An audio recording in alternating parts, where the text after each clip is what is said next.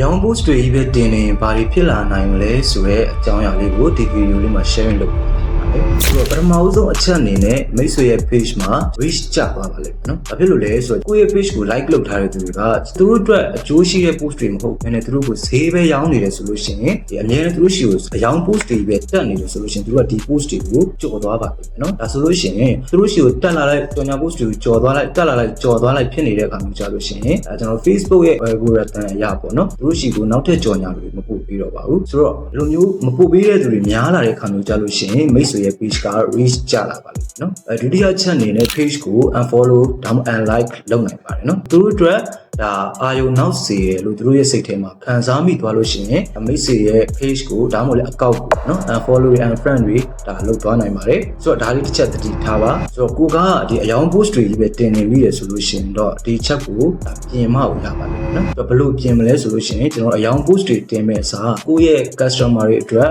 ဒီအကျိုးရှိစေတဲ့ကျွန်တော်တို့ဒီ knowledge sharing video ဒါမှမဟုတ်လည်းကျွန်တော်ပုံနဲ့စာနေ post တွေပေါ့နော်ဒါမျိုးတွေကျွန်တော်တို့တင်ပေးဖို့လိုပါတယ်ဒီလိုမျိုးတင်ပေးတဲ့အခါမှာလည်းကျွန်တော်တို့အယောင် post ကိုလုံးဝမတင်နဲ့လို့ကျွန်တော်ဆိုလိုတာတော့မဟုတ်ပါဘူးပေါ့နော်ဒီ knowledge sharing video ဒါမှမဟုတ် post အကုန်လုံး၄ခုလောက်တင်မယ်ပေါ့နော်၄ခုလောက်တင်ပြီးရင်ကျွန်တော်တို့အယောင် post တစ်ခုတင်မယ်ပေါ့နော်ဒီလိုမျိုးလေးတွားလို့အများအားဖြင့်အယောင် post တွေပဲတင်နေလို့ရှိရင်သူတို့ရဲ့စိတ်ထဲမှာသူတို့အများအားရောင်းနေတာပဲဆိုတော့ခံစားချက်ဝင်သွားလို့ရှိရင်မိတ်ဆွေရဲ့ page ကို follow လုပ်သွားနိုင်ပါတယ်သူတို့အာရုံနောက်သွားနိုင်ဒါကြောင့်ဒီတစ်ချက်လေးကိုအတိထားလို့ရအောင်လို့ဒီ video လေးမှာ sharing လုပ်ပေးရဖြစ်ပါတယ်ကျိုးရှိမယ်လို့ထင်ပါတယ်ကျိုးရှိတယ်ဆိုလို့ရှိရင်ဒီ video လေးရဲ့ comments မှာ okay လို့မှတ်သွားပြီလို့ခင်ဗျာဆိုအားလုံးပဲကျေးဇူးပါကျွန်တော်ဒီ video လေးတစ်လောက်နဲ့ပဲ break လိုက်ပါတော့နော်